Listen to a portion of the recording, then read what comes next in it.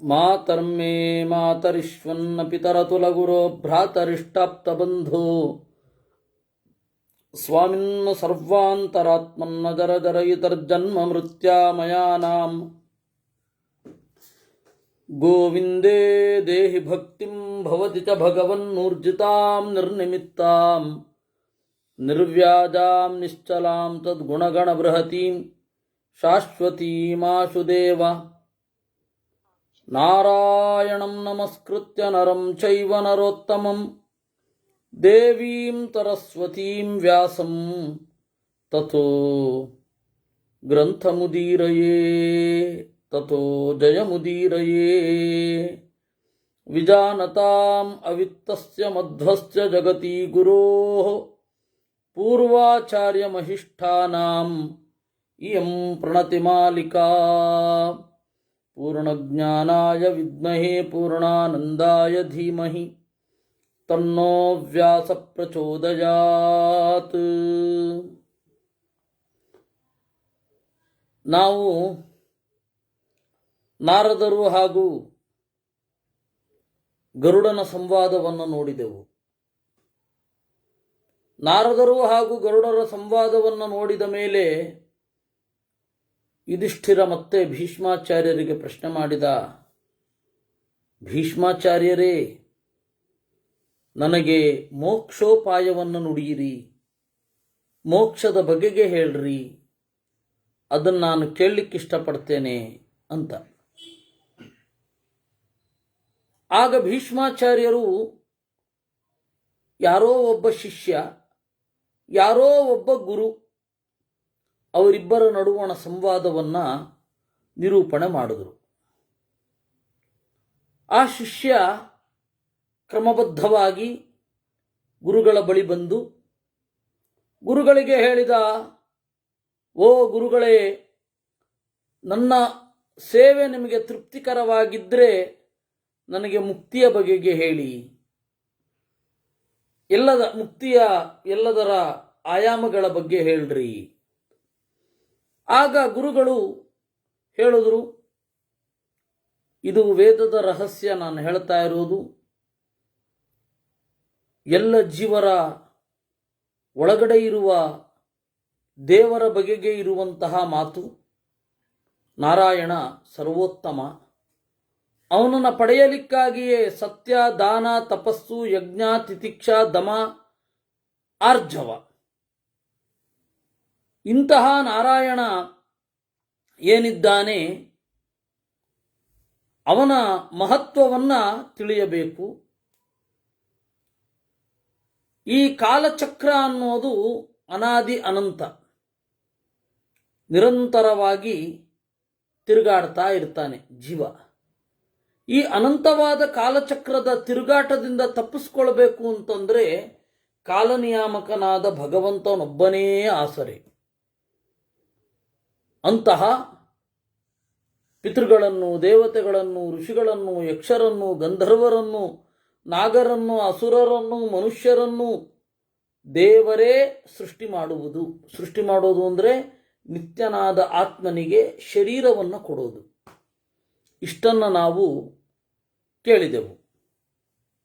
ಅಲ್ಲಿಂದ ಈಗ ಮುಂದುವರಿಬೇಕು. ಇತಿ ಪೂರ್ವಕಥಾನುವಾದ.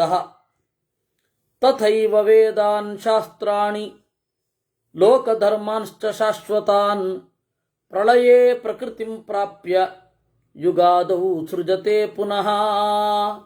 ಹಾಗೆ ವೇದಗಳನ್ನು, ಶಾಸ್ತ್ರಗಳನ್ನು, ಲೋಕದ ನಿಯಮಗಳನ್ನು ಪ್ರತಿಯೊಂದನ್ನು ದೇವರು ಈ ಜಗತ್ತಿನ ನಡೆಗೆ ಒಂದು ವ್ಯವಸ್ಥೆ ಅಂತ ಮಾಡಿಕೊಟ್ಟದ್ದು. ಪ್ರಳಯದಲ್ಲಿ ಇದ್ಯಾವುದೂ ಇರಲ್ಲ, ಎಲ್ಲವೂ ಕೂಡ ಪ್ರಕೃತಿಯಲ್ಲಿ ಲೀನವಾಗಿ ಹೋಗಿರುತ್ತೆ.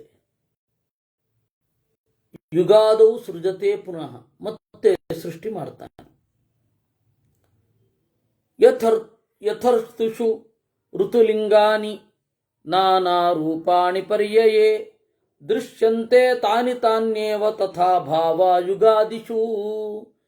ಈ ಯುಗಗಳ ಬಗ್ಗೆ ನಿಮಗೆ ಹೇಳಬೇಕು ಅಂದರೆ ಅವನು ಹೇಳೋದು ಗುರು ಶಿಷ್ಯನಿಗೆ, ಯುಗಗಳ ಬಗ್ಗೆ ನಿನಗೆ ಹೇಳಬೇಕು ಅಂತಂದರೆ, ಯಥಾ ಋತುಷು ಋತುಲಿಂಗಾನಿ ನಾನಾ ರೂಪಾಣಿ. ಋತುಗಳು ಬದಲಾಗ್ತಾ ಹೋಗುತ್ತೆ. ಚಳಿಗಾಲ ಕಳೆದ ಮೇಲೆ ಬೇಸಿಗೆ ಕಾಲ, ಬೇಸಿಗೆ ಕಾಲ ಕಳೆದ ಮೇಲೆ ಮಳೆಗಾಲ, ಮಳೆಗಾಲ ಕಳೆದ ಮೇಲೆ ಚಳಿಗಾಲ, ಚಳಿಗಾಲ ಬಂದ ಮೇಲೆ ಮತ್ತೆ ಬೇಸಿಗೆ ಕಾಲ. ಈ ರೀತಿ ಸೃಷ್ಟಿ ಆಗ್ತಾ ಹೋಗುತ್ತೆ. ಅದನ್ನು ಅನುಭವಿಸುವವರು ಯಾರು? ಬ್ರಹ್ಮದೇವರು ಮುಕ್ತರು, ಪೂರ್ಣವಾಗಿ ಅನುಭವಿಸೋದು. ಉಳಿದವರು ಶಾಸ್ತ್ರದ ಮೂಲಕ ತಿಳ್ಕೊಳ್ಬೇಕಷ್ಟೇ. ಅಥ ಯಥಾಭಾವಿ ಕಾಲಯೋಗಾದ್ಯುಗಾದಿಷು ತತ್ತದುತ್ಪದ್ಯತೆ ಜ್ಞಾನಂ ಲೋಕಯಾತ್ರಾ ವಿಧಾನಜಂ. ಅದರಿಂದಾಗಿ ಈ ಯುಗ ಯುಗಗಳಲ್ಲಿ ದೇವರ ಭಕ್ತಿಯ, ದೇವರ ಪ್ರಜ್ಞೆಯ ಆದಿ ಮಧ್ಯ ಅಂತಗಳು ಹೇಗಾಗುತ್ತವೆ ಅಂದರೆ ಈ ಋತುಗಳನ್ನೇ ನೋಡಬೇಕು. ಜ್ಞಾನ ಇರುವ ಯುಗ, ಜ್ಞಾನ ಸ್ವಲ್ಪ ಬದಲಾವಣೆಯಾದ ಯುಗ,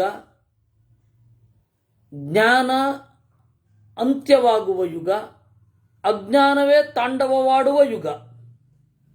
ಕೃತಯುಗ, ತ್ರೇತಾಯುಗ, ದ್ವಾಪರಯುಗ, ಕಲಿಯುಗ. ಹೀಗೆ ನೋಡಬೇಕು. ಲೋಕಯಾತ್ರಾ ವಿಧಾನಜಂ, ಇದು ಹೀಗೆ ಸೃಷ್ಟಿಯಾಗೋದು. ಬೇರೆ ಯಾವುದೋ ಒಂದು ಯುಗದಲ್ಲಿ ಸೂರ್ಯ ಉದಯಿಸುವ ಕಾಲವನ್ನು ರಾತ್ರಿ ಅಂತ ಅನ್ನೋಲ್ಲ. ಬೇರೆ ಯಾವುದೋ ಯುಗದಲ್ಲಿ ರಾತ್ರಿ ಅನ್ನೋದಕ್ಕೆ ಬೆಳಗ್ಗೆ ಅಂತ ಅರ್ಥ ಇಲ್ಲ.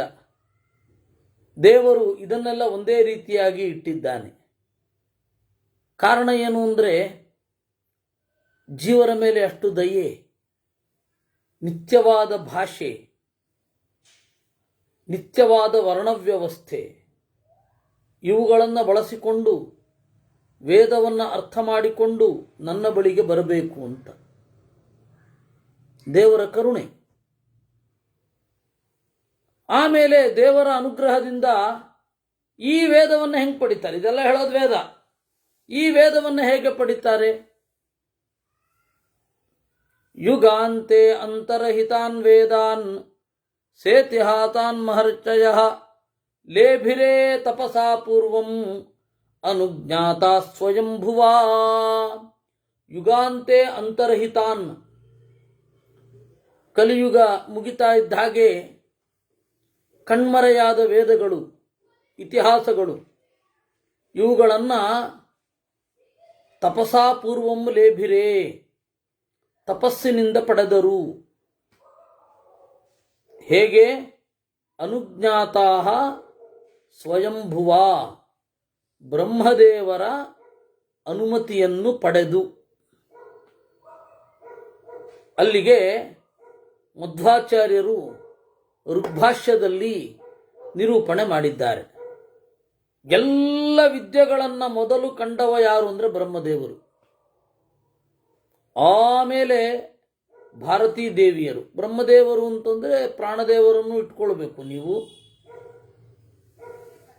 ಅದಾದ ಮೇಲೆ ಗರುಡ, ಶೇಷ, ರುದ್ರರು, ಅವರ ಪತ್ನಿಯರು, ಇಂದ್ರ, ಕಾಮ, ಅವರ ಪತ್ನಿಯರು.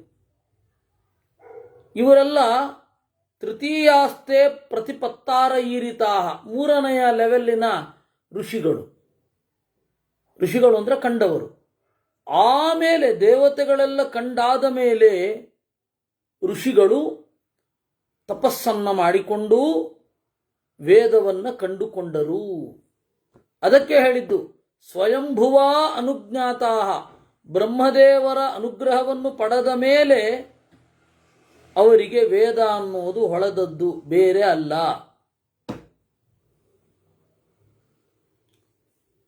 ಋಗ್ಭಾಷ್ಯದಲ್ಲಿ ಏನು ಮಾತಾಡಿದ್ದಾರೆ ಅದು ಮಹಾಭಾರತದ ಸಂವಾದ ಹೊಂದಿದೆ. ಮಹಾಭಾರತದ ಸಂವಾದ ಹೊಂದಿದೆ. ವೇದವಿದ್ ಭಗವಾನ್ ಬ್ರಹ್ಮ ವೇದಾಂಗಾನಿ ಬೃಹಸ್ಪತಿ ಭಾರ್ಗವೋ ನೀತಿಶಾಸ್ತ್ರಂತೂ ಜಗಾದ ಜಗತಾಂ ಹಿತಂ. ಇನ್ನು ವೇದವಿದ್ ಭಗವಾನ್ ಬ್ರಹ್ಮ, ವೇದವನ್ನು ತಿಳಿದ ಬ್ರಹ್ಮದೇವರು ವೇದಗಳನ್ನು ನಮಗಿತ್ತರು. ವೇದಾಂಗಾನಿ ಬೃಹಸ್ಪತಿ, ದೇವಗುರು ಎನಿಸಿದ ಬೃಹಸ್ಪತ್ಯಾಚಾರ್ಯರು ವೇದಾಂಗಗಳನ್ನು ಶಿಕ್ಷಾ, ವ್ಯಾಕರಣ, ಛಂದಸ್ಸು, ನಿರುಕ್ತ, ಜ್ಯೋತಿಷ, ಕಲ್ಪ ಅನ್ನುವ 6 ಅಂಗಗಳನ್ನು ನಮಗಿತ್ತರು. ಭಾರ್ಗವೋ ನೀತಿಶಾಸ್ತ್ರಂತೂ ಜಗಾದ ಜಗತಾಂ ಹಿತಂ.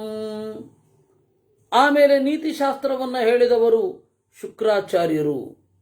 ಗಾಂಧರ್ವಂ ನಾರದೋ ವೇದ, ಸಂಗೀತ ಶಾಸ್ತ್ರವನ್ನು ನಾರದರು ಕೊಟ್ಟರು. ಅದರಿಂದಾಗಿ ಸಂಗೀತದಲ್ಲಿ ದೇವರ ಮಹಿಮೆಯೇ ಮುಖ್ಯ. ಸಂಗೀತದಲ್ಲಿ ಆಳವಾಗಿ ಹೋದವರೆಲ್ಲ ದೇವರ ಮಹಿಮೆಯನ್ನು ಹೇಳುವುದರಲ್ಲಿಯೇ ತೊಡಗಿರುತ್ತಾರೆ. ದೇವರಲ್ಲಿ ಭಕ್ತರಿದ್ದವರು ಮಾತ್ರ ಸಂಗೀತದಲ್ಲಿ ಆಳವಾಗಿ ಹೋಗ್ತಾರೆ. ಆದರೆ ಸ್ವಲ್ಪ ಈ ನಂತರದ ಮುಸಲ್ಮಾನ ರಾಜರು ಯಾವಾಗ ಆಕ್ರಮಿಸಿದರು, ಶೃಂಗಾರದ ಕಥೆಯೇ ಅವರಿಗೆ ಮುಖ್ಯ ಆಯಿತು. ಅದರ ದೋಷದಿಂದ ಸಂಗೀತಗಾರರು ವಿಪರೀತ ಕಾಮದಲ್ಲಿ ತೊಡಗೋದು ಕಂಡುಬಂತು. ಕಲೆ ಏನಿದೆ, ಕಲೆಯಿಂದ ಯತಿಗಳು ದೂರ ಇರಬೇಕು ಅಂತ ಪ್ರತಿಪಾದನೆ ಮಾಡುವ ಕಾಲ ಬಂತು. ಯಾಕೆ ಅಂದರೆ ಅದರಲ್ಲಿ ಮತ್ತೇನಿದೆ ಅಂತ. ರಾಘವೇಂದ್ರ ಸ್ವಾಮಿಗಳು, ವಾದಿರಾಜರು, ವ್ಯಾಸತೀರ್ಥರು ಅವರೆಲ್ಲ ಉತ್ಕಟವಾದ ಕಾಮದಿಂದ ದೂರ ಇದ್ದವರು. ಉತ್ಕಟವಾದ ಕಾಮದಿಂದ ದೂರ ಇದ್ದವರು. ನಿಮಗೆ ಆಶ್ಚರ್ಯ ಆಗಬಹುದು, ಸುಬ್ರಹ್ಮಣ್ಯ ಮಠದ ಬಹಳ ಜನ ಸ್ವಾಮಿಗಳು ಹಾಡು ಬರೆದಿದ್ದಾರೆ. ಅದ್ಯಾವುದು ಪ್ರಕಟ ಆಗಿಲ್ಲ, ಅದು ಬೇರೆ. ಸುಬ್ರಹ್ಮಣ್ಯ ಮಠದ ಬಹಳ ಜನ ಸ್ವಾಮಿಗಳು ಹಾಡು ಬರೆದಿದ್ದಾರೆ. ವಾದಿರಾಜರು ಎಲ್ಲೂರು ವಿಶ್ವನಾಥನನ್ನ ಕುರಿತು ಹೇಳುವಾಗ ಸಂಗೀತಲೋಲಯತಿ ಪುಂಗವ ಗೀತಗಾಥಂ ಅಂತಾರೆ. ಸಂಗೀತದಿಂದ ಯತಿಗಳು ನಿನ್ನನ್ನು ಪೂಜಿಸಿದ್ದಾರೆ ಅಂತ. ಹೀಗಾಗಿ ಗೀತ ಸಾಹಿತ್ಯ ಅಥವಾ ಸಂಗೀತ ಭಕ್ತಿ ಪ್ರಧಾನವಾಗಿತ್ತು. ಅದಕ್ಕೆ ಭಕ್ತಿ ಪ್ರಾಧಾನ್ಯ ಬಂದದ್ದು ನಾರದರಿಂದ. ಭಕ್ತಿ ಪ್ರಾಧಾನ್ಯ ಬಂದದ್ದು ಯಾರಿಂದ? ನಾರದರಿಂದ. ಆಮೇಲೆ ಇದು ಭಾರದ್ವಾಜೋ ಧನುರ್ಗ್ರಹಂ, ಧನುಶಾಸ್ತ್ರವನ್ನ, ಧನುರ್ವೇದ ಅಂತ ಏನು ಕರೀತಾರೆ, ಅದನ್ನ ಲೋಕಕ್ಕೆ ಮೊದಲು ಕೊಟ್ಟವರು ಭಾರದ್ವಾಜ ಋಷಿಗಳು. ದೇವರ್ಷಿ ಚರಿತಂ ಗರ್ಗಃ, ಗರ್ಗಾಚಾರ್ಯರು ದೇವರ್ಷಿಗಳ ಕಥೆಯನ್ನ ಜಗತ್ತಿಗೆ ಕೊಟ್ಟರು. ಈಗ ಬೇಕಲ್ಲ, ಜಗದ ಒಳಗಡೆಯೇ ಬಾಳ್ತಾ ಯಾವ ರೀತಿ ಅವರು ಪರತತ್ವವನ್ನು ಕಂಡ್ರು ಅನ್ನೋದು ಬೇಕಲ್ಲ. ಇವತ್ತು ನಮಗೆ ಪುರಾಣಗಳಲ್ಲಿ ಋಷಿಗಳ ಕಥೆ ಬರುತ್ತೆ. ಅದು ಬಿಟ್ಟರೆ ಶೌನಕರ ಬೃಹದ್ದೇವತಾ ಅಂತ ಇದೆ. ಆ ಶೌನಕರ ಬೃಹದ್ದೇವತಾದಲ್ಲಿ ವೇದವನ್ನು ಕಂಡ ಋಷಿಗಳ ಜೀವನ ಚರಿತ್ರೆ ಒಂದು ಸ್ವಲ್ಪ ಸ್ವಲ್ಪ ಗೊತ್ತಾಗತ್ತೆ. ಆಮೇಲೆ ಕಾತ್ಯಾಯನರ ಸರ್ವಾನುಕ್ರಮಣಿ ಅಂತ ಇದೆ. ಆ ಕಾತ್ಯಾಯನರ ಸರ್ವಾನುಕ್ರಮಣೆಯಲ್ಲಿ ವೇದವನ್ನು ಕಂಡ ಋಷಿಗಳ ಕಥೆಗಳುಂಟು. ಅದಕ್ಕೆ ಷಡ್ಗುರು ಶಿಷ್ಯನ ವ್ಯಾಖ್ಯಾನ ಇದೆ. ಅಲ್ಲಿಯೂ ಕೂಡ ವೇದವನ್ನು ಕಂಡ ಋಷಿಗಳ ಕಥೆ ಇದೆ.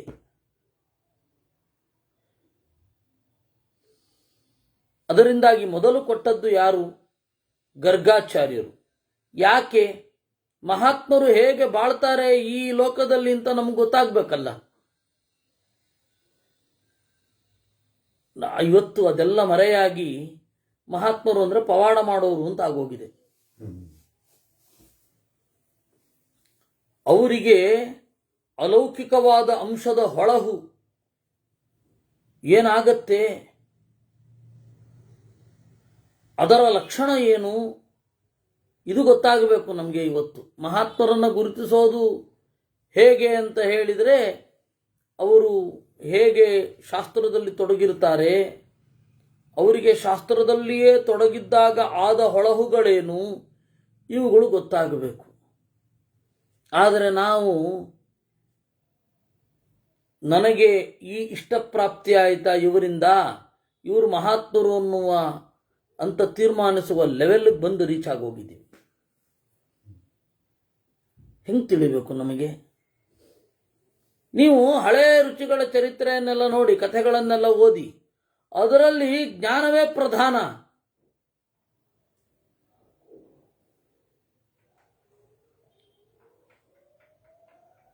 ಉಪನಿಷತ್ತಿನ ಋಷಿಗಳನ್ನು ನೋಡಿ, ನಾನು ಈ ಮೊದಲು ಹೇಳಿದ 2 ಗ್ರಂಥಗಳು, ಕಾತ್ಯಾಯನರ ಸರ್ವಾನುಕ್ರಮಣಿ, ಆಮೇಲೆ ಶೌನಕರ ಬೃಹದ್ದೇವತಾ,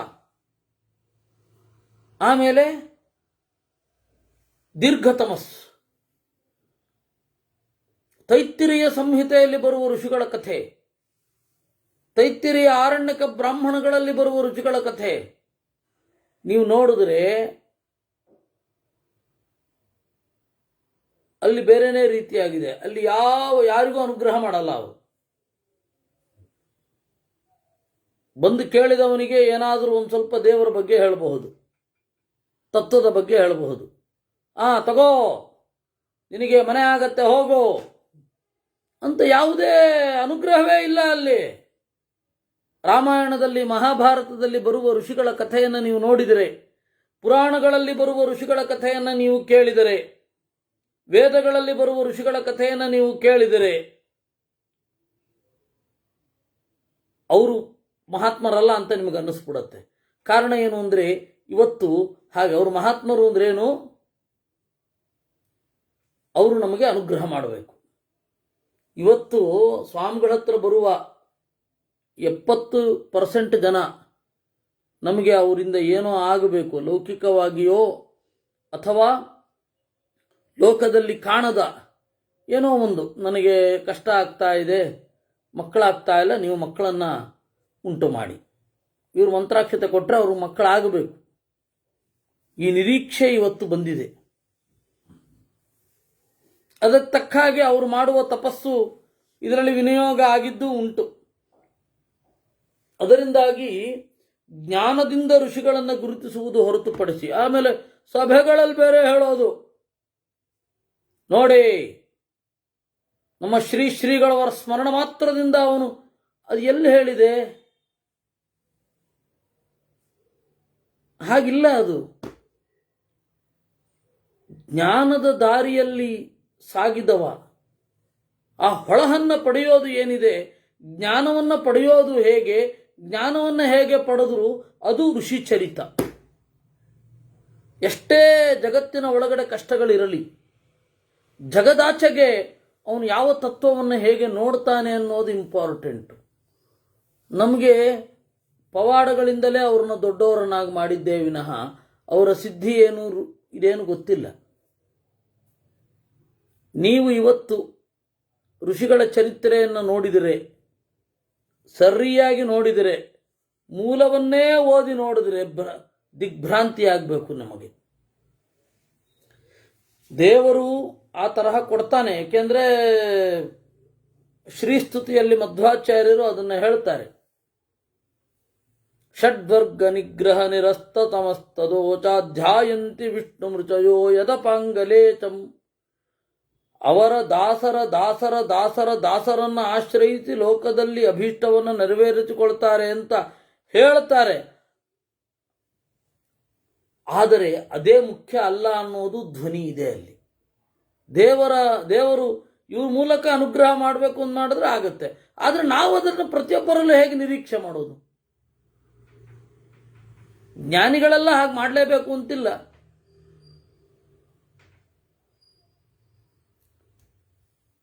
ಅದರಿಂದಾಗಿ ದೇವರ್ಷಿಗಳ ಚರಿತ್ರೆಯನ್ನು, ಋಷಿ ಚರಿತೆಯನ್ನು ಗರ್ಗಾಚಾರ್ಯರು ನಮ್ಮ ಮುಂದೆ ಇಟ್ಟರು. ಆಮೇಲೆ ದತ್ತಾತ್ರೇಯ ಚಿಕಿತ್ಸಿತಂ ನ್ಯಾಯತಂತ್ರಾಣಿ ಅನೇಕಾನಿ. ದತ್ತಾತ್ರೇಯ ನಾಮಕ ಪರಮಾತ್ಮ ಬ್ರಹ್ಮತರ್ಕವನ್ನು ಮುಂದೆ ಇಟ್ಟ. ತೈಸ್ತೈರುಕ್ತಾನಿ ವಾದಿಭಿಹಿ. ಆಮೇಲೆ ವಾದಿಗಳು, ಅನೇಕ ಜನ ವಾದಿಗಳು ವೇದದ ಹಿನ್ನೆಲೆಯನ್ನು ಅವಲಂಬಿಸಿ ಅವರವರು ಏನೇನನ್ನೋ ಹೇಳಿದ್ರು. ಒಂದು ವಿದ್ಯೆ ಹೇಗೆ ಬಂತು ಅಂತ. ಹೇತ್ವಾಗಮ ಸದಾಚಾರೈ ಯದುಕ್ತಂ ತದುಪಾಸ್ಯತೆ. ಹೇತ್ವಾಗಮ ಸದಾಚಾರೈ, ತರ್ಕವನ್ನು ಮುಂದೆ ಇಟ್ಟರು, ಆಗಮವನ್ನು ಮುಂದೆ ಇಟ್ಟರು, ಸದಾಚಾರಗಳನ್ನು ಮುಂದೆ ಇಟ್ಟರು. ಆ ಹೇತುಗಳಲ್ಲಿ ಎಷ್ಟೋ ತಪ್ಪಿರೋದು ಇತ್ತು, ತಪ್ಪು ತಿಳುವಳಿಕೆಗಳು ಇತ್ತು.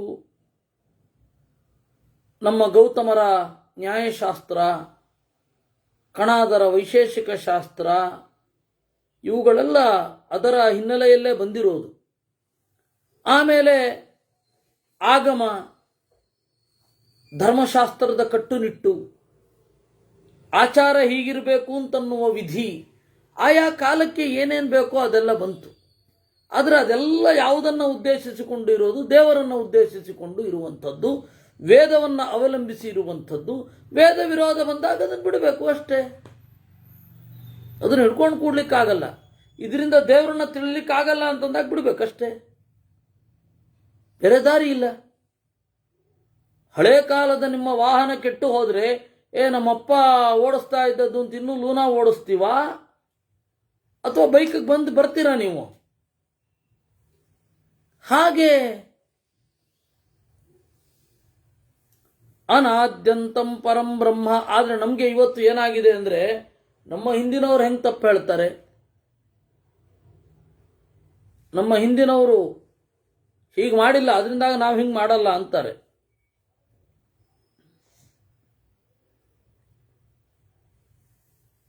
ಇದಲ್ಲ ಅಂತಾರೆ. ಹೀಗಾಗಿ ಇನ್ನೊಮ್ಮೆ ನಾನು ಸಮಪ್ ಮಾಡ್ತೇನೆ. ದೇವರು ಯುಗಗಳನ್ನು ಪರಿವರ್ತನೆ ಮಾಡುತ್ತಾ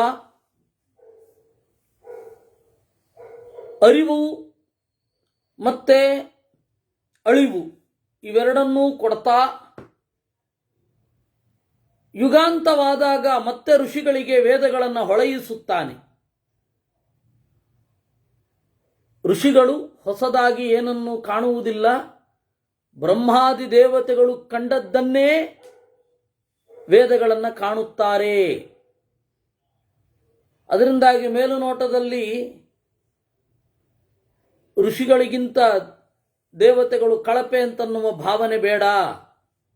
ದೇವತೆಗಳ ಎತ್ತರ ಏನು, ದೇವತೆಗಳ ಕಾರ್ಯ ಸಾಧನೆ ಏನು, ದೇವತೆಗಳು ಎಷ್ಟು ಕೆಲಸ ಮಾಡ್ತಿರ್ತಾರೋ ಗೊತ್ತಾ? ಆದರೂ ಅವರಿಗೆ ಜ್ಞಾನ ಇದ್ದೇ ಇರುತ್ತೆ, ಋಷಿಗಳಿಗಿಂತ ಹೆಚ್ಚಿನ ಜ್ಞಾನ ಇರುತ್ತೆ. ಆ ಎಚ್ಚರ ಇಟ್ಕೊಳ್ಬೇಕು ಅಂದ್ರು ಮಧ್ವಾಚಾರ್ಯರು. ಆಮೇಲೆ ಬ್ರಹ್ಮದೇವರು ವೇದಗಳನ್ನು ಉಪದೇಶ ಮಾಡಿದ್ರು, ಅನುಗ್ರಹ ಮಾಡಿ ದೇವತೆಗಳಿಗೆ ಋಷಿಗಳಿಗೆ ಹೊಳೆಯುವಂತೆ ಮಾಡಿದ್ರು.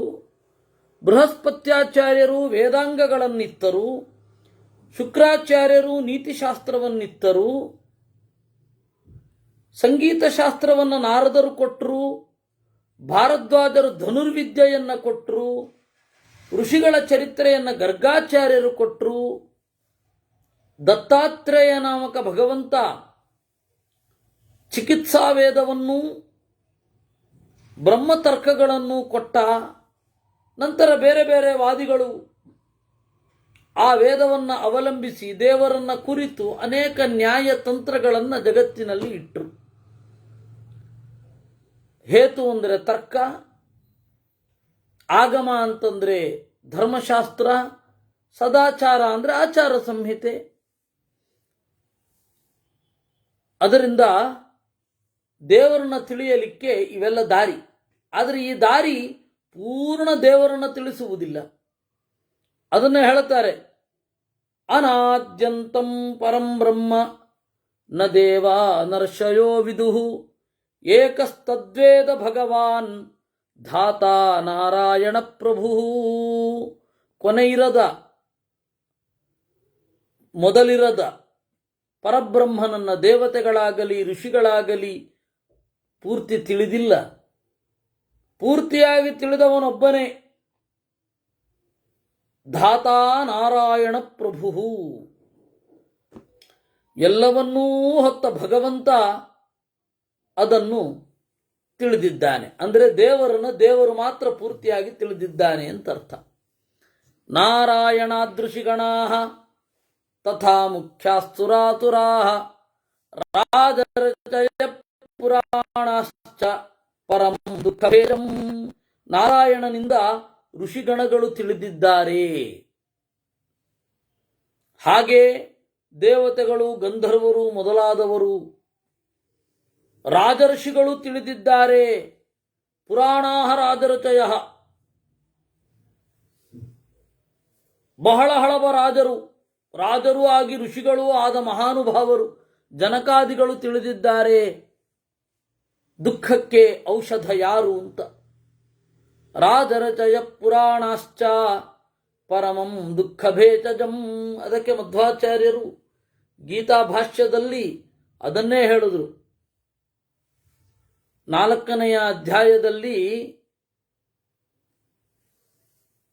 ವಿವಸ್ವಾನ್ ಮನವೇ ಪ್ರಾಹ ಮನುಃ ಇಕ್ಷ್ವಾಕವೇಬ್ರವೀತ್ ಸಕಾಲೇ ನೇಹ ಮಹತಾ ಯೋಗೋ ನಷ್ಟ ಪರಂತಪ ಅಂತ ಒಂದು ಭಾಗ ಬರುತ್ತೆ.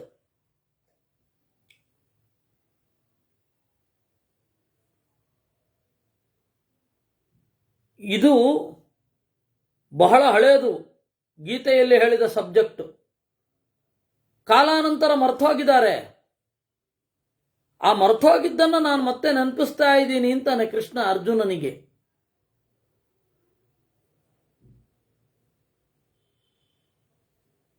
ಅಲ್ಲಿ ನರಹರಿ ತೀರ್ಥರು ಮಹಾಭಾರತದ ಶಾಂತಿ ಪರ್ವದ ಮಾತುಗಳನ್ನು ಕೊಡ್ತಾರೆ. ಹೇಗೆ ಪರಂಪರೆಯಿಂದ ಗೀತೆ ಬಂತು, ಗೀತೆ ಮೊದಲು ಯಾವ ರೂಪದಲ್ಲಿ ಇತ್ತು, ನಂತರ ಹೇಗೆ ಬಂತು ಅಂತ. ಅದರಲ್ಲಿ ನಾರಾಯಣಾದೃಶಿಗಣಾಹ ಅನ್ನುವ ಮಾತು ಇದೆ. ಅದರಿಂದಾಗಿ ಮಧ್ವಾಚಾರ್ಯರು ಏನು ವೇದಕ್ಕೆ ಅರ್ಥವನ್ನು ಬರೆದಿದ್ದಾರೆ, ಮಧ್ವಾಚಾರ್ಯರ ಸಿದ್ಧಾಂತ ಏನಿದೆ ಅದು ಮಹಾಭಾರತ ಸಮ್ಮತವಾದದ್ದು, ಮಹಾಭಾರತದ ಮೇಲೆ 100ಕ್ಕೆ 100ರಷ್ಟು ಅವಲಂಬಿತವಾದದ್ದು. ಅದರಿಂದಾಗಿ ನಾರಾಯಣನಿಂದ ದೇವರನ್ನ ತಿಳಿದವರು ಯಾರು? ಋಷಿಗಳು. ಋಷಿಗಳಿಗಿಂತ ಮುಖ್ಯರಾದವರು ದೇವತೆಗಳು, ದೈತ್ಯರು. ದೈತ್ಯರಲ್ಲಿ ಕೆಲವು ವರ್ಗ ಇದೆ. ದೇವರನ್ನ ತಿಳಿದವರು, ದೇಹದಿಂದ ಮಾತ್ರ ದೈತ್ಯರಾದವರು, ಅಸುರರಾದವರು. ಆಮೇಲೆ ರಾಜರ್ಷಿಗಳು ಬರ್ತಾರೆ. ಅವರು ದೇವರನ್ನು ತಿಳಿದಿದ್ದಾರೆ. ನಮಗೆಲ್ಲ ಈಗ ಕಲಿಯುಗದಲ್ಲಿ ನಾವು ನಿಂತಿದ್ದೇವೆ. ನಾವು ಕೇಳ್ತಾ ಇರುವ ಕಥೆ ಕೃತಯುಗದ, ತ್ರೇತಾಯುಗದ, ದ್ವಾಪರ ಯುಗದ ರಾಜರ ಋಷಿಗಳ ಕಥೆ. ಪುರಾಣದಲ್ಲಿ, ಮಹಾಭಾರತದಲ್ಲಿ ಉಲ್ಲಿಖಿತರಾದ ಅವರೆಲ್ಲರೂ ವೇದವನ್ನು ತಿಳಿದಿದ್ರು, ದೇವರನ್ನು ತಿಳಿದಿದ್ರು, ಹೊರಗಡೆಯ ಕರ್ತವ್ಯವನ್ನು ಚೆನ್ನಾಗಿ ಮಾಡ್ತಾ ಇದ್ರು. ಇದು ಗೊತ್ತಿರಬೇಕು. ಆದರೆ ನಮಗೆ ಈ ಎಚ್ಚರ ಇಲ್ಲ. ಅವಾಗ ಅರ್ಜುನ ಏನ್ ಮಾಡ್ತಾ ಇದ್ದ? ಬರೇ ವೀರನಾಗಿದ್ದ. ನಮಗಷ್ಟೇ ತಲೆನಲ್ಲಿ. ಧರ್ಮರಾಜ ಏನು? ಬರೇ ತಿಳ್ಕೊಂಡಿದ್ದ. ಏನು? ಧರ್ಮದ ಬಗ್ಗೆ. ಧರ್ಮ ಅದು ರಿಲಿಜನ್ ಅನ್ನೋ ಅರ್ಥದಲ್ಲಿ ಬಹಳ ಜನ ತಗೊಂಡಿರೋದೇ ಜಾಸ್ತಿ. ಭೀಷ್ಮಾಚಾರ್ಯ ಏನು ತಿಳ್ಕೊಂಡಿದ್ರು? ಯಜ್ಞದ ಬಗ್ಗೆ ಎಲ್ಲ ತಿಳ್ಕೊಂಡಿದ್ರು. ಇದು ನಮ್ಮ ತಲೆಯಲ್ಲಿ ಇರುವಂಥದ್ದು ಅಲ್ಲ. ಅವತ್ತಿನ ರಾಜರಿಗೆ ಜಗತ್ತಿನ ರಹಸ್ಯಗಳು ಗೊತ್ತಿದ್ವು, ವೇದಗಳನ್ನು ತಿಳಿದಿದ್ರು, ದೇವರ ಬಗ್ಗೆ ಭಕ್ತರಾಗಿದ್ರು. ಪುರಾಣದಲ್ಲಿ, ಮಹಾಭಾರತದಲ್ಲಿ ಉಲ್ಲಿಖಿತರಾದ ರಾಜರ ಕಥೆ. ರಾಜರಚಯ ಪುರಾಣಾಶ್ಚ ಪರಮಂ ದುಃಖ ಭೇಚಜಂ ಬ್ರಹ್ಮ ವಿದುಹು ಅಂತ. ಪುರುಷಾಧಿಷ್ಠಿತಾನ್ ಭಾವಾನ್ ಪ್ರಕೃತಿ ಸೂಯತೆ ಪರ ಹೇತುಯುಕ್ತಮತಃಸರ್ವಂ ಜಗತ್ ಸಂಪರಿವರ್ತತೆ.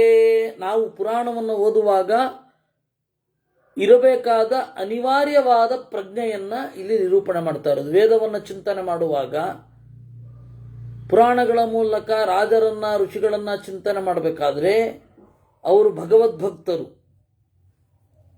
ಜಗತ್ತಿನ ರಹಸ್ಯವನ್ನು ತಿಳಿದವರು, ಈ ಜೀವನದಲ್ಲಿ ಚೆನ್ನಾಗಿ ಬದುಕಿ ಬ್ರಹ್ಮಾಂಡದಾಚೆಗಿನ ದೇವರನ್ನ ಕಂಡವರು. ಈ ಎಚ್ಚರ ಇರಬೇಕು ಅಂತಾರೆ ಆಚಾರ್ಯರು. ಅದನ್ನೇ ಹೇಳಿದ್ದು. ಮಧ್ವಾಚಾರ್ಯರು ಪುರುಷಾಧಿಷ್ಠಿತಾನ್ ಭಾವಾನ್ ಪ್ರಕೃತಿ ಸೂಯತೆ ಪರಾ. ಪ್ರಕೃತಿಯಿಂದ ಉಂಟಾಗುವ ವಸ್ತುಗಳಲ್ಲಿ ದೇವರ ಶಕ್ತಿಯ ಸೆಲೆ ನೆಲೆ ಇದ್ದೇ ಇರುತ್ತೆ ಎಂದು. ಪುರುಷ ಅಧಿಷ್ಠಿತಾನ್ ಭಾವಾನ್ ಪರಾ ಪ್ರಕೃತಿ ಸೂಯತೆ ಹೇತುಯುಕ್ತ ಮತಸ್ತರ್ವಂ ಜಗತ್ ಸಂಪರಿವರ್ತತೆ. ಹೇತುಯುಕ್ತಂ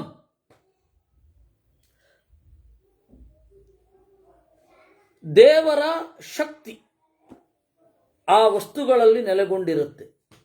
ಅದು ಕಾಲಕ್ಕೆ ಅನುಗುಣವಾಗಿ ನೆಲೆಗೊಂಡಿರುತ್ತೆ. ಈ ಕಾಲದಲ್ಲಿ ಈ ವಸ್ತುವಿಗೆ ಈ ಶಕ್ತಿ ಇರುತ್ತೆ, ಮುಂದಿನ ಕಾಲದಲ್ಲಿ ಆ ಶಕ್ತಿ ಇರಬೇಕು ಅಂತ ಇಲ್ಲ, ಅಥವಾ ಇಲ್ಲದ ಶಕ್ತಿ ಬಂದಿರುತ್ತೆ.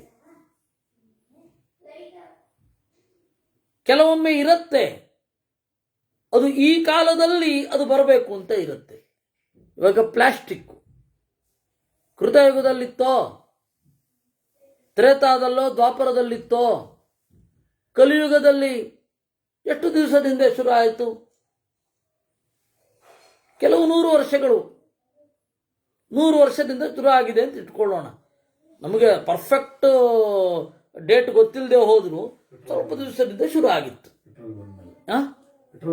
ಅದೇ ಅದೇ ಅದೇ ಅದೇ ಮೊದಲು ಸಿಗಬೇಕು ಅಂತ ದೇವರಿಗಿರಲಿಲ್ಲ. ಮೊದಲು ಇರಲಿಲ್ವಾ ಪ್ರಕೃತಿಯಲ್ಲಿ ಆ ಶಕ್ತಿ? ಇತ್ತು. ಅದಕ್ಕೆ ಹೇಳಿದ್ದು ಪುರುಷಾಧಿಷ್ಠಿತಾನ್ ಭಾವಾನ್ ಪ್ರಕೃತಿ ಸೂಯತೆ. ಪುರುಷನ ಶಕ್ತಿಯಿಂದ ಕೂಡಿದ ವಸ್ತುಗಳನ್ನ ಪ್ರಕೃತಿ ಹೆರುತ್ತದೆ. ಅದು ಏನು? ಹೇತುಯುಕ್ತಂ. ಆಯಾ ಕಾಲದಲ್ಲಿ ಅದಕ್ಕೆ ಕಾರಣವಾದ ಶಕ್ತಿಯಿಂದ ಕೂಡಿಕೊಂಡು ಅದರಿಂದಲೇನೆ ಜಗತ್ ಸಂಪರಿವರ್ತತೆ. ಜಗತ್ತು ನಡೆಯೋದು, ಜಗತ್ತು ಒಂದು ಕಡೆಯಿಂದ ಇನ್ನೊಂದು ಕಡೆಗೆ ಸಾಗುವುದು. ಸೃಷ್ಟಿಯಿಂದ ನಾಶದತ್ತ, ಜ್ಞಾನದಿಂದ ಅಜ್ಞಾನದತ್ತ, ಅಥವಾ ಅಜ್ಞಾನದಿಂದ ಜ್ಞಾನದತ್ತ. ಇಷ್ಟು ಕಾಲ ಪೆಟ್ರೋಲ್ ಸಿಗಬೇಕು ಅಂತಿರುತ್ತೆ. ಆಮೇಲೆ ಪೆಟ್ರೋಲ್ ಮುಗಿದ್ಮೇಲೆ ಆಗ ಆ ಕಾಲದಲ್ಲಿ ಮಾಡಿದ ಕನ್ಕ್ಲೂಷನ್ಗಳೆಲ್ಲ ಬಿದ್ದೋಗ್ಬಿಡುತ್ತೆ. ಈ ಕಾಲದಲ್ಲಿ ಇದು ಸಿಗಬೇಕು ಅಂತ ಇರುತ್ತೆ, ಅವರು ಅದನ್ನ ಇಟ್ಕೊಂಡು ದಾರಿ ತಪ್ಪಿ ಏನೇನೋ ಮಾಡ್ತಾರೆ. ಅವಾಗ ಅದನ್ನ ಇಟ್ಟುಕೊಂಡು ಮಾಡಿದ ಕನ್ಕ್ಲೂಷನ್ ಎಲ್ಲ ಬಿದ್ದೋಗ್ಬಿಡುತ್ತೆ. ಹೀಗಾಗಿ ಪ್ರಕೃತಿ ನಮ್ಮನ್ನು ದಾರಿ ತಪ್ಪಿಸುತ್ತೆ. ಆದರೆ ನಮಗೆ ತಿಳಿಯಬೇಕಾದದ್ದೇನು? ಆಸ್ತಿಕರಿಗೆ, ಮಹಾಭಾರತವನ್ನು ಓದಿದವರಿಗೆ ತಿಳಿಯಬೇಕಾದದ್ದೇನು? ಪ್ರಕೃತಿ ದೇವರ ಸಂಕಲ್ಪಕ್ಕೆ ಅನುಗುಣವಾಗಿ ಆಯಾ ಕಾಲದಲ್ಲಿ ಆಯಾ ವಸ್ತುಗಳ ಪರಿಣಾಮಕ್ಕೆ ಅನುಕೂಲವಾಗುವ ಹಾಗೆ ಪದಾರ್ಥಗಳನ್ನು ಹೆರುತ್ತದೆ. ಪುರುಷಾಧಿಷ್ಠಿತಾನ್ ಭಾವಾನ್ ಪ್ರಕೃತಿ ಸೂಯತೆ, ಹೆರುತ್ತದೆ. ಅತಃ ಸರ್ವಂ ಹೇತುಯುಕ್ತಂ. ಈ ಕಾರಣದಿಂದಲೇ ಅನೇಕ ಕಾರಣ ಶಕ್ತಿಗಳಿಂದ ಕೂಡಿದ ಜಗತ್ತು ಸಂಪರಿವರ್ತತೆ, ಬೇರೆ ಬೇರೆ ಸ್ಥಿತಿಯನ್ನು ಹೊಂದುತ್ತದೆ. ಇದು ಒಂದು ದೃಷ್ಟಾಂತ. ಇನ್ನೊಂದು ರೀತಿ ನಮಗೆ ಆ ಗುರು ಹೇಳ್ತಾ ಇದ್ದಾನೆ. ಏನು? ದೀಪಾದನ್ಯೇ ಯಥಾ ದೀಪಾಃ ಪ್ರವರ್ತಂತೆ ತಹತ್ರ ಚಃ ಪ್ರಕೃತಿ ಸೂಯತೆ ತದ್ವತ್ ಆನಂತ್ಯಾನ್ನಾಪಚೀಯತೆ. ಜ್ಞಾನದ ಬಗ್ಗೆ, ಇದು ಜಡ ಪದಾರ್ಥಗಳ ಬಗ್ಗೆ ಆಯಿತು. ಆದರೆ ಜಡವಾದ ಶರೀರದಲ್ಲಿ ಹೊಳೆಯುವ ಅರಿವು ಅದು ಹೇಗೆ? ಈ ದೀಪದಿಂದ ಇನ್ನೊಂದು ದೀಪ ಸಾವಿರಾರು ರೀತಿಯಲ್ಲಿ ಬೆಳಗುವ ಹಾಗೆ ಪ್ರಕೃತಿ ದೀಪದಿಂದ ದೀಪವನ್ನು ಬೆಳಗುತ್ತದೆ. ಆನಂತ್ಯಾನ್ನ ಅಪಚೀಯತೆ, ಅನಂತವಾಗಿರುತ್ತೆ. ಒಂದು ಸರ್ತಿ ಮಾತನಾಡುವಾಗ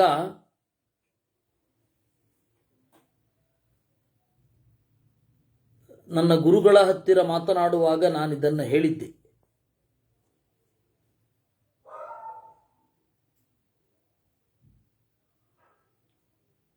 ಯಾವುದೋ ಮಾತಿಗೆ ಬಂತು. ಮಾತಿಗೆ ಬಂದಾಗ ಈ ಮಾತನ್ನ ನಾನು ಗುರುಗಳ ಮುಂದೆ ಆಡಿದ್ದೆ. ಅವರು ಯಾವುದೋ ಕಾರಣಕ್ಕೆ ಆತಂಕ ವ್ಯಕ್ತಪಡಿಸಿದ್ರು. ಆಗ ಈ ಮಾತು, ನಿಮ್ಮಂತಹ ಮಕ್ಕಳು ಬೇಕಾದಷ್ಟು ಜನ ಭಾರತ ಭೂದೇವಿಗೆ ಇರ್ತಾರೆ, ಭಾರತ ಮಾತೆ ಬಂಜೆಯಲ್ಲ ಅಂತ.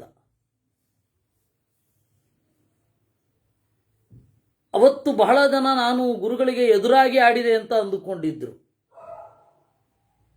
ಈಗ ಅವ್ರಿಗೆ ಅರ್ಥ ಆಗಿದೆ, ನಾನು ವಾಸ್ತವವನ್ನಷ್ಟೇ ಆಡಿದ್ದು ಅಲ್ಲಿ ಅಂತ.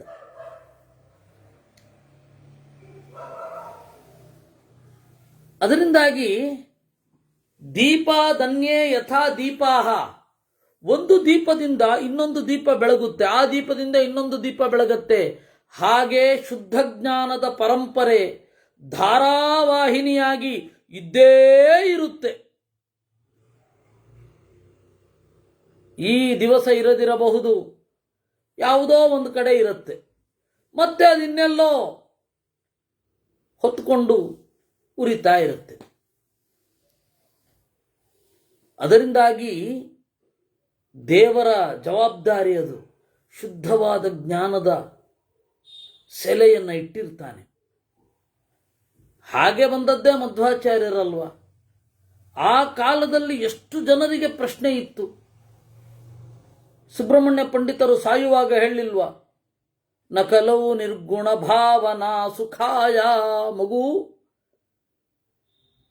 ಚೆನ್ನಾಗಿ ಓದಿದ್ದೀಯಪ್ಪ, ರಾಜಸ್ಥಾನದಲ್ಲಿ ಗುರು ನೀನು, ಸಮಕಾಲೀನ ವಿದ್ವಾಂಸರಲ್ಲಿ ಎದುರಿಲ್ಲದ ವೈದುಷ್ಯ. ಆದರೆ ನಿರ್ಗುಣೋಪಾಸನೆ ಸುಖ ನೀಡುತ್ತಾ ಇಲ್ಲ. ಬೇರೆ ಯುಗದಲ್ಲಿ ಹೇಗೆ ಬೇಕಾದರೂ ಇರಲಿ, ಕಲಿಯುಗದಲ್ಲಂತೂ ಸುಖ ನೀಡುತ್ತಾ ಇಲ್ಲ ಮಗು. ಅದರಿಂದಾಗಿ ಭಜದೇವಂ ವಸುದೇವ ಸೂನುಮೇವ, ನಾರಾಯಣನನ್ನೇ ಭಜಿಸು ಅಂತ ಹೇಳಿ ಸತ್ತು. ಅಚ್ಯುತ ಪ್ರಜ್ಞರ ಗುರುಗಳು ಕೂಡ ಅಹಂ ಸ್ವಯಂ ಬ್ರಹ್ಮನ ಕಿಂಚಿದಸ್ತಿ ಮತ್ಪರಂ ವಿಜೃಂಭೇತ ಯದಾ ಸ್ಫುಟಂ ಚಿತಿಃ ಇತೀಹ ಮಾಯಾ ಸಮಯೋಪಪಾದಿತಂ ನಿರನ್ವಯಂ ಸೌರತಮಾಸ್ಮ ವಿಶ್ವಸೀಹಿ ಅಂತ. ಆ ಥರದವ್ರು ಎಷ್ಟು ಜನ ಇದ್ರು ಅವತ್ತು. ನಮಗೆ 3-4 ಜನದ ಒಂದು ಲಿಸ್ಟ್ ಅಷ್ಟೇ ಹೇಳ್ತಾರೆ. ಎಷ್ಟು ಜನ ಇದ್ರು? ಬೇಕಾಷ್ಟು ಜನ ಇದ್ರು ಅವತ್ತು. ಅಣ್ಣಯ್ಯ ಸ್ವಾಮಿಗಳಿರಲಿಲ್ವೇ? ಪೆಜತ್ತಾಯ ಕುಲದ ಸ್ವಾಮಿಗಳು, ಆಚಾರ್ಯರಿಗಿಂತ ಮೊದಲು ಆಶ್ರಮ ತೆಗೆದುಕೊಂಡವರು, ಅಂಥವ್ರು ಎಷ್ಟು ಜನ ಇದ್ರೋ. ಆಚಾರ್ಯರು ಬಂದರು, ದೇವರು ಹಾಗೊಂದು ವ್ಯವಸ್ಥೆ ಮಾಡಿರ್ತಾನೆ. ದೀಪಾದನ್ಯೇ ಯಥಾ ದೀಪಾಹ, ಒಂದು ದೀಪದಿಂದ ಇನ್ನೊಂದು ದೀಪ ಬೆಳಗುವ ಹಾಗೆ, ಸಾವಿರಾರು ರೀತಿಯಲ್ಲಿ ಬೆಳಗುವ ಹಾಗೆ ಪ್ರಕೃತಿ ಅಂತನ್ನೋದು ಜ್ಞಾನದ ಪರಂಪರೆಯನ್ನು ಉಂಟು ಮಾಡುತ್ತಾ ಹೋಗುತ್ತೆ. ಸೂಯತೆ, ಪ್ರಕೃತಿ ಸೂಯತೆ ತದ್ವತ್ ಆನಂತ್ಯಾನ್ ನಾಪಚೀಯತೆ, ಅದು ಕೊನೆಗೊಳ್ಳೋಲ್ಲ. ಅವ್ಯಕ್ತ ಕರ್ಮಜಾ ಬುದ್ಧಿ ಅಹಂಕಾರಂ ಪ್ರಸೂಯತೆ ಆಕಾಶಂ ಚಾಪ್ಯಹಂಕಾರಾತ್ ವಾಯುರಾಕಾಶ ಸಂಭವ. ಅವ್ಯಕ್ತ ಕರ್ಮಜಾ ಬುದ್ಧಿ, ಅವ್ಯಕ್ತ ಅಂದರೆ ಪ್ರಕೃತಿ, ಪ್ರಕೃತಿ ಕರ್ಮ ಅಂತಂದರೆ ಮಹತ್ತತ್ವ. ಮಹತ್ತತ್ವದಿಂದ ಪುಟ್ಟುಕೊಂಡ ಬುದ್ಧಿ ಸರಸ್ವತಿಯಿಂದ ಅಭಿಮನ್ಯಮಾನವಾದದ್ದು. ಅದರಿಂದ ಅಹಂಕಾರ ಅನ್ನೋದನ್ನು ಹೆರತ್ತೆ ಪ್ರಕೃತಿ. ಆ ತಾಮಸ ಅಹಂಕಾರದಿಂದ ಆಕಾಶ, ಅಹಂಕಾರಾತ್ ಆಕಾಶಂ ಪ್ರಸೂಯತೆ, ಆಕಾಶ ಸಂಭವ ವಾಯು, ಆಕಾಶದ ದೆಸೆಯಿಂದ ವಾಯು ಎಕ್ಸ್ಪ್ಲೋರ್ ಆಗತ್ತೆ, ಅಭಿವ್ಯಕ್ತ ಆಗತ್ತೆ. ಯಾಕೆಂದ್ರೆ ಆಕಾಶ ಬೌಂಡ್ರಿ ಕ್ರಿಯೇಟ್ ಆದ ಮೇಲೆ ಗಾಳಿ ಇಲ್ಲಿಂದ ಅಲ್ಲಿಗೆ ಬೀಸಬೇಕು ಅಂತ. ಒಂದು ಬೌಂಡ್ರಿನೇ ಇಲ್ಲ ಅಂತ ಇಟ್ಕೊಳ್ಳಿ, ಗಾಳಿಯ ಅನುಭವವೇ ಬರಲ್ಲ ನಮಗೆ. ವಾಯೋಸ್ತೇಜ, ಆಮೇಲೆ ಗಾಳಿಯಲ್ಲಿ ಏನೊಂದು ಹರಿವು ಉಂಟು, ಅದರ ವೇಗವಾದ ಹರಿವಿನಿಂದ ಒಂದು ಉಷ್ಣತಾ ಕ್ರಿಯೇಟ್ ಆಯಿತು, ಅದೇ ತೇಜ ಅಂತ ಕರೀತಾರೆ. ಅಲ್ಲಿರುವುದರಿಂದ ರಸ, ತತಶ್ಚಾಪಃ ಅದ್ಭ್ಯೋ ಹಿವ ಸುಧೋದ್ಗತ, ಹೀಗೆ 4 ಭೂತಗಳಿಂದ ಬಂದದ್ದು ಭೂಮಿ. ಅದರಿಂದಾಗಿ ಪಂಚಭೂತಾವರ ಅಂತ ಮಧ್ವಾಚಾರ್ಯರು ಕರೆದಿದ್ದಾರೆ. ಪಂಚಭೂತಗಳಲ್ಲಿ ಕೊನೆಯದ್ದು ಯಾವುದು? ಭೂಮಿ. ಮೂಲ ಪ್ರಕೃತಯೋಷ್ಟೌತು ಜಗದೇತಾಸ್ವಸ್ಥಿತಂ. ಈ ಪಂಚಭೂತಗಳು ಮಣ್ಣು, ನೀರು, ಗಾಳಿ, ಆಕಾಶ, ಬೆಂಕಿ, ಬುದ್ಧಿತತ್ವ, ಅವ್ಯಕ್ತ ತತ್ವ, ಅಹಂಕಾರ ತತ್ವ, ಈ 3 ಸೇರಿದರೆ ಒಟ್ಟು 8 ಮೂಲಭೂತವಾದ ಪ್ರಕೃತಿ. ಗೀತೆಯಲ್ಲಿಯೂ ಇದನ್ನೇ ಅಲ್ವಾ ಹೇಳಿದ್ದು? ಜ್ಞಾನೇಂದ್ರಿಯಾಣ್ಯತ ಪಂಚಕರ್ಮೇಂದ್ರಿಯಾಣ್ಯಪಿ ಶಬ್ದಾದಿ ವಿಷಯ ಪಂಚ ವಿಕಾರ ಷೋಡಶಂ ಮನಃ. 5 ಜ್ಞಾನೇಂದ್ರಿಯಗಳು, 5 ಕರ್ಮೇಂದ್ರಿಯಗಳು, ಈ 5 ಜ್ಞಾನೇಂದ್ರಿಯಗಳಿಗೆ ಗೋಚರ ಆಗುವ 5 ವಿಷಯಗಳು, ಶಬ್ದ, ಸ್ಪರ್ಶ, ರೂಪರಸ, ಗಂಧ. ಆಮೇಲೆ ಪಂಚವಿಕಾರಗಳು, ಒಟ್ಟಾರೆ 16ನೆಯದ್ದು ಮನಸ್ಸು. ಶ್ರೋತ್ರಂ ತ್ವಕ್ಚಕ್ಷುಷಿ ಜಿಹ್ವಾ ಘ್ರಾಣಂ ಜ್ಞಾನೇಂದ್ರಿಯಾಣ್ಯಥಾ. ಕಿವಿ, ಚರ್ಮ, ಕಣ್ಣು, ನಾಲಿಗೆ, ಹಾಗೆ ಘ್ರಾಣ, ಮೂಗು, ಇದು ಜ್ಞಾನೇಂದ್ರಿಯಗಳು. ಪಾದ, ಪಾಯು, ಉಪಸ್ಥ, ಹಸ್ತ, ವಾಕ್, ಇದು ಕರ್ಮೇಂದ್ರಿಯ. ನೋಡಿ, ನಾವು ಹೀಗೇನೆ ತತ್ವನ್ಯಾಸವನ್ನು ಮಾಡೋದು. ತತ್ವನ್ಯಾಸವನ್ನು ಹೀಗೆ ಮಾಡೋದು. ಆಚಾರ್ಯರು ತಂತ್ರಸಾರ ಸಂಗ್ರಹದಲ್ಲಿ ತತ್ವನ್ಯಾಸ ಮಾಡುವ ವಿಧಾನವನ್ನು ಹೀಗೆ ಹೇಳಿರುವುದು. ದಶೇಂದ್ರಿಯಾಣಿ ಶಬ್ದಾದ್ಯಾಹ ಭೂತೇತಾಃ ಪಂಚವಿಂಶತಿ ತತ್ವಾಖ್ಯಾಹ ಅಂದ್ರು. ಇಲ್ಲಿ ನೆಲೆಗೊಂಡ ಇಷ್ಟವನ್ನು ಮಾಡಿಸುವಂತಹ ಕಾಲ ಮಾಯೇತು ನಿಯತಿರ್ಮತಿರೇವವ ವಿದ್ಯಾ ಕಲಾ ಪ್ರವೃತ್ತಿಶ್ಚ 32 ತತ್ವ ಸಂಗ್ರಹ ಅಂದ್ರು. ಅಂದ್ರೆ ನಾವು ಪ್ರತಿ ದಿವಸ ತತ್ವನ್ಯಾಸ, ಮಾತೃಕಾನ್ಯಾಸ ಮಾಡುತ್ತೇವಲ್ಲ, ಅದರ ದೇವತೆಗಳನ್ನು ಚಿಂತನೆ ಮಾಡ್ತಾ ಇದ್ರೆ ಎಲ್ಲ ವೇದಗಳ ಅರ್ಥ ಬಂತು, ಪುರಾಣಗಳ ಅರ್ಥ ಬಂತು. ಸ್ವಲ್ಪ ಗಮನ ಹರಿಸಿ ಆ ತತ್ವನ್ಯಾಸ, ಮಾತೃಕಾನ್ಯಾಸದ ಅರ್ಥ ತಿಳ್ಕೊಂಡ್ಬಿಟ್ರೆ ಮುಗೀತು.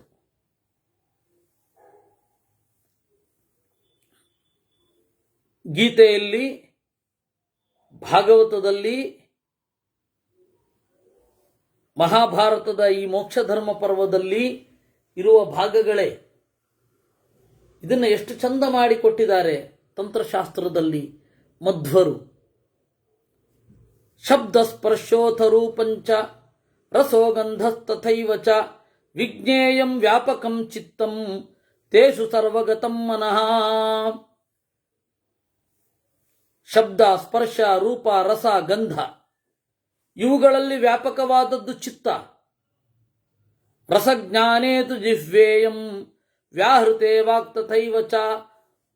ರಸವನ್ನು ತಿಳಿಯುವುದು ನಾಲಿಗೆ, ಮಾತನಾಡುವುದು ಆ ನಾಲಿಗೆಯೊಳಗಡೆ ಇರುವ ವಾಕ್.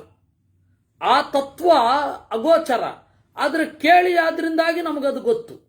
ಮಾತೆಲ್ಲಿದೆ ಅಂತ ನಾಲಿಗೆಯನ್ನು ಹುಡುಕಿದ್ರೆ ಆಗತ್ಯೆ? ಪ್ರಾಣಿಗಳಿಗೆ ನಾಲಿಗೆ ಇದೆ, ಮಾತು ಬರತ್ಯೆ? ಮಾತನ್ನ ಪ್ರತ್ಯೇಕ ನಾಲಿಗೆಯಲ್ಲಿ ಗೊತ್ತಾಗತ್ತೆ ಅಷ್ಟೇ, ನಾಲಿಗೆಯೇ ವಾಕಲ್ಲ.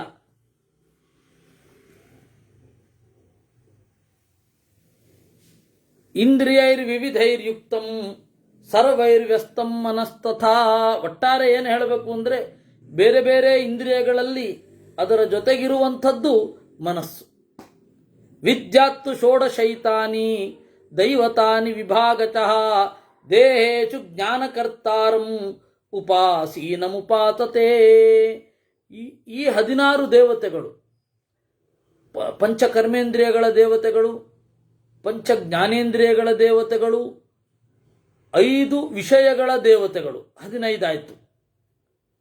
ಆಮೇಲೆ ಮನೋಭಿಮಾನಿಯಾದ ದೇವತೆ. ಈ 16 ದೇವತೆಗಳು ದೇವರನ್ನು ಉಪಾಸನೆ ಮಾಡ್ತಾರೆ. ದೇಹೇತು ಜ್ಞಾನಕರ್ತಾರಂ ಉಪಾಸೀನಮುಪಾಸತೆ. ಕಠೋಪನಿಷತ್ತು ಹೇಳಿದ್ದೆ ಅದನ್ನ. ಎಲ್ಲ ಮಧ್ಯೆ ವಾಮನಮಾಸೀನಂ ವಿಶ್ವೇ ದೇವಾ ಉಪಾಸತೆ ಅಂತಂದ್ರು. ಇದನ್ನೇ ನಾವು ಚಿಂತನೆ ಮಾಡಬೇಕಾದದ್ದು. ಎಲ್ಲ ತತ್ವಾಭಿಮಾನಿ ದೇವತೆಗಳು ದೇವರ ಕುರಿತು ಕೃತಾಂಜಲಿ ಪುಟಾನ್ಯೇವ, ಕೈಗಳನ್ನು ಮುಗಿದು ದೇವರ ಕಡೆಗೆ ತಿರುಗಿ ಕೈಗಳನ್ನು ಮುಗಿದು ಭಕ್ತಿಯಿಂದ ನಿಂತಿರ್ತಾರೆ ಅಂತ ಚಿಂತನೆ ಮಾಡಬೇಕಂತೆ. ಅದೇ ತತ್ವನ್ಯಾಸ ಅಂತ ಹೇಳ್ತಾರೆ. ಅಲ್ಲ, ನಾವು ಮಾಡದೆ ಹೋದರೂ ಅವ್ರು ಹಾಗೇ ನಿಂತಿರ್ತಾರೆ, ಆದರೆ ಮಾಡೋದ್ರಿಂದ ನಮಗೆ ನಮ್ಮಲ್ಲಿ ದೇವರ ಸನ್ನಿಧಾನ ಉಂಟಾಗತ್ತೆ. ಮಾತೃಕಾ ದೇವತೆ ಸ್ವಯಂ ನಾರಾಯಣನೇ. ತತ್ವಾಭಿಮಾನಿ ದೇವತೆಗಳನ್ನು ಹೀಗೆ ಚಿಂತಿಸುವುದು ಅಂದ್ರು.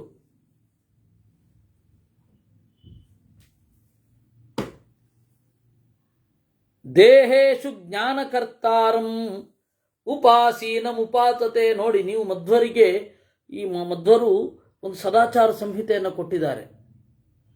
ಅದು ಇಡೀ ವೇದದ ಪುರಾಣಗಳ ಸಾರ. ತತ್ವನ್ಯಾಸ ಮಾಡ್ರಿ ಅಂದ್ರು. ಪ್ರತಿಯೊಂದು ವೇದದಲ್ಲಿ, ಪ್ರತಿಯೊಂದು ಉಪನಿಷತ್ತಿನಲ್ಲಿ ಇರುವಂತಹ ತತ್ವ ಕಡೆಯಲ್ಲಿ ಮುಖ್ಯ ಪ್ರಾಣನಿಗೆ ಅರ್ಪಣೆ ಮಾಡಿ ಅಂದ್ರು. ವೇದದಲ್ಲಿ ಇರುವಂತಹ ತಸ್ಮಿನ್ ನಪೋಮಾ ತರಿಶ್ವಾ ದಧಾತಿ ಅಂತನ್ನುವುದರ ತಾರ. ನಾವು ಏನು ಮಾಡ್ತೇವೆ, ತತ್ವನ್ಯಾಸವನ್ನೋ ಮಾತೃಕಾನ್ಯಾಸವನ್ನೋ, ಅಥವಾ ಬೇಡ ಬಿಡಿ, ಅದು ಎಲ್ಲ ಬೇಡ, ಗಾಯತ್ರಿ ಮಂತ್ರದ ಅರ್ಥ, ನಾರಾಯಣ ಅಷ್ಟಾಕ್ಷರ ಮಂತ್ರದ ಅರ್ಥ ಸಾಕು, ಪುರುಷ ಸೂಕ್ತದ ಅರ್ಥ ಸಾಕಪ್ಪ. ಸಮಗ್ರ ವೇದಗಳಿಗೆ ಕನೆಕ್ಟ್ ಆಗಿಬಿಡತ್ತೆ.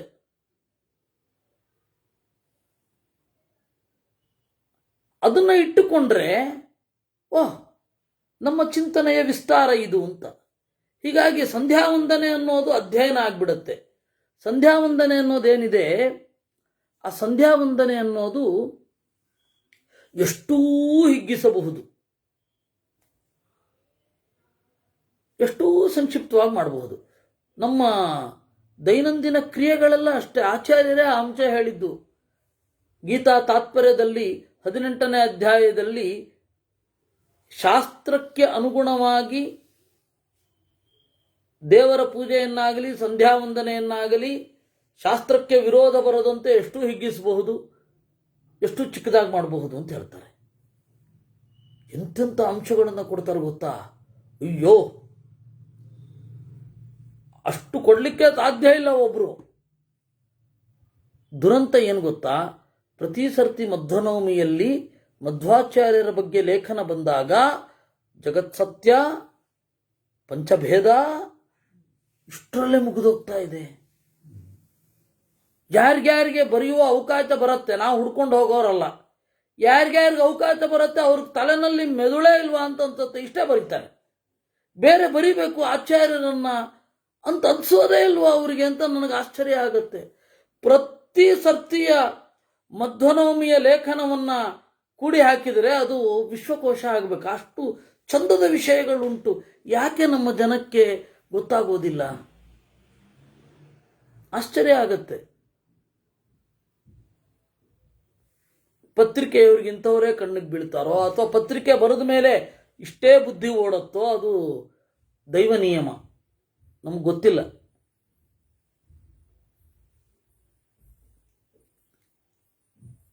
ಶ್ರೋತ್ರಂ ಶಬ್ದಗುಣಂ ಚೈವ ಚಕ್ಷುರಗ್ನೇರ್ಗುಣಸ್ತಥಾ ತದ್ವದ್ವಾರಿ ಗುಣಾ ಜಿಹ್ವಾ ಘ್ರಾಣಂತು ಪೃಥಿವೀ ಗುಣ. ಇಷ್ಟು ಇದೆ. ಈ ಪಿಂಡಾಂಡ ಬ್ರಹ್ಮಾಂಡಗಳಿಗೆ ಮತ್ತೆ ಒಂದು ಸಂಗತಿಯನ್ನ ನಿರೂಪಣೆ ಮಾಡ್ತಾರೆ. ದೇಹದ ಒಳಗಡೆ ದೇವರನ್ನ ಹೇಗೆ ಕಾಣಬಹುದು ಅಂತನ್ನುವ ಸಂಗತಿಯನ್ನ ನಿರೂಪಣೆ ಮಾಡ್ತಾರೆ. ಅದನ್ನು ನಾವು ನಾಳೆ ನೋಡೋಣ ಅಂತ ಹೇಳ್ತಾ ಇವತ್ತಿನ ಚಿಂತನೆಯನ್ನು ದೇವರಲ್ಲಿ ಅರ್ಪಿಸೋಣ. ಕೃಷ್ಣಾರ್ಪಣಮಸ್ತು.